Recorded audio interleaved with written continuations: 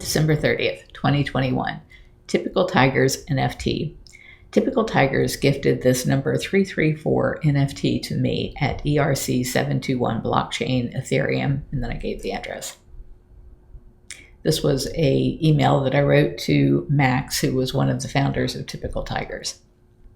Edwin Wick of Wildlife Friends Foundation Thailand has been at the Phuket Zoo with the tigers the past couple of days and said he'd be back in his office on Thursday to chat with us. It's 7 a.m. in Tampa as I write this, and 7 p.m. in Thailand, though, so we missed the Thursday window. I'm posting all of Edwin's contact info below so you can contact him on your own or loop me in, either way. I will be sure he has the money and time to do the rescue, and I've already wired him the first $10,000 because he said he believed he could pick up the first 3 tigers by tomorrow. He may have already done that, even though his social media doesn't reflect it yet. Then I gave all of the links to his social media. Looks like he was busy rescuing a wild monkey that he hopes to be able to rehab and release. The AAPES guys, AAPES, should like that, and hopefully they will get involved with this primate rescue work. This past Monday, I sent out an appeal to our supporters to help with this rescue, and they have begun pitching in. Even though the bare minimum that Edwin needed to rescue the tigers and the bears from the Phuket Zoo was $22,000, that's just for the cost of finishing the first stage of his enclosures and to build the transport cages and pay for the cost of driving 9 hours to rescue the animals, plus vet services if they have to sedate any.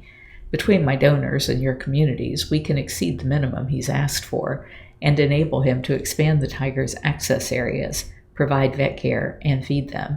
It costs me $10,000 per tiger per year just for food and vet care, not including any of the huge overhead of running a sanctuary.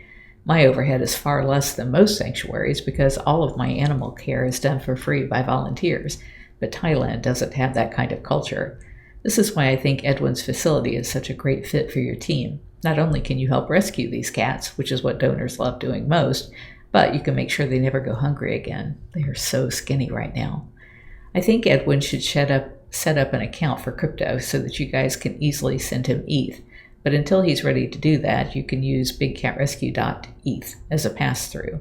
Since Big Cat Rescue is a 501c3 nonprofit, we don't have to pay tax on your donation, and we can then send Edwin US dollars via bank wires we did on Monday.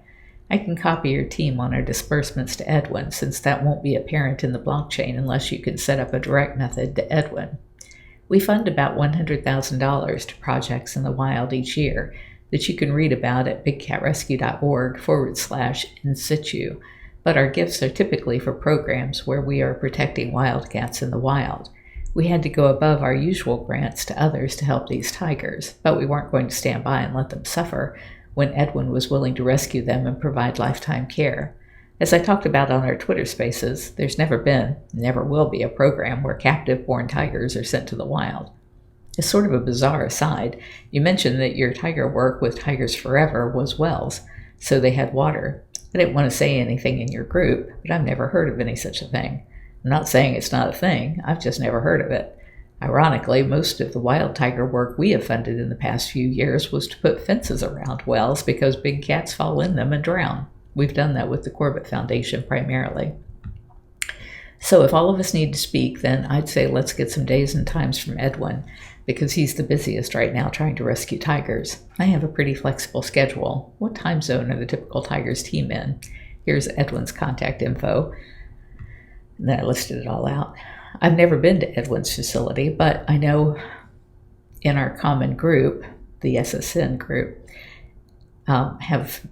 I know others in our common group have been and praise his endeavors there. My connection to Edwin has been the Species Survival Network and the Asia for Animals Coalition.